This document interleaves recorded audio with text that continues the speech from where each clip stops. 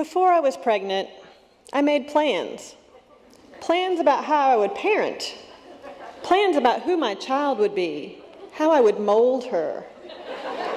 Ah, yes, the great plans of the non-parent. When I finally became pregnant, my plans quickly turned to questions. What would she be like? Where would she go to college? What career would she choose? Funny that as a 32-year-old, I was considering a career for my lima bean-sized child when I had yet to settle on one for myself.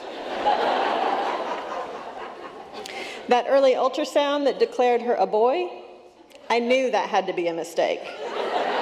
4 weeks would pass before the next ultrasound confirmed with 3 words what I already knew to be true. It's a girl. Some things a mother just knows. Then I actually became a mother and realized I knew practically nothing. I didn't know why she wouldn't stop crying sometimes.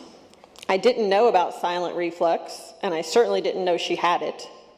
I didn't know that I could be so tired and yet so protective at the same time. One thing I did learn was that if I cried with her, she would stop crying to watch me.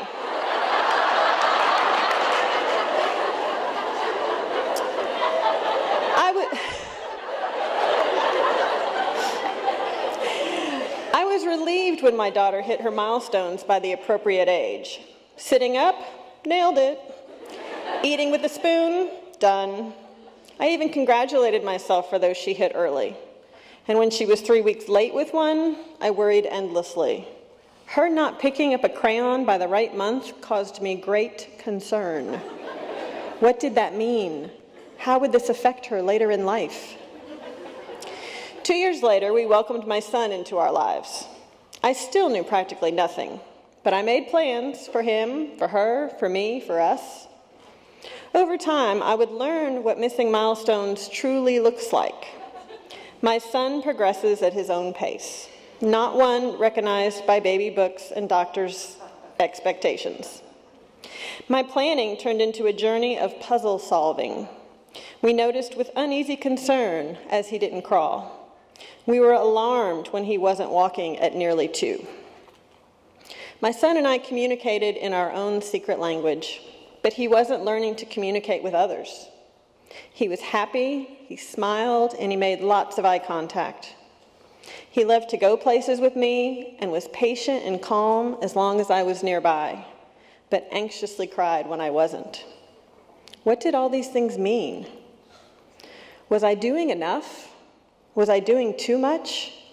Parenting has no manual, and I heard over and over from doctors and teachers with decades of experience who had never met a child like my son. So I learned as much as I could. I studied and read and experimented. The first intervention meeting knocked the wind out of me, and I sobbed at how naive I felt. After that, instead of tears, I brought baked goods to those IEP meetings. I knocked on doors and persevered until I was heard. If no one knew what to do next, I would come up with a plan. I teach both my children to face challenges as opportunities. Reading skills that came late meant many hours of learning from audiobooks instead. We make it a point to celebrate small accomplishments that most might take for granted, such as writing straight lines and learning to sit on the floor crisscross applesauce, and then figuring out how to stand up again. Abstract concepts in a concrete mind are important and worth applause. I can try to teach my daughter how to clean her room and be at once overwhelmed by her disorganization and yet also amazed at the wisdom that emanates from her soul. While wearing mismatched socks, she can stand up for a friend without even knowing she is showing her power and confidence in the face of a bully. Or she tells me, "Take a few minutes to put your feet up, Mom, and do something you enjoy. It's good for you." I can practice social skills with my son again and again, only for him to surprise me with his grasp of the subtle intricacies shared between a mother and son.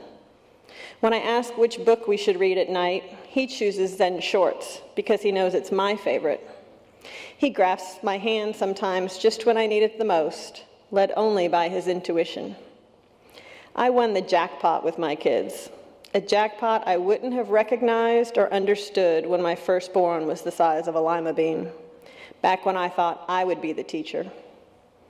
It's exciting, exhausting, fantastic, frightening, terrific, and terrifying all at the same time.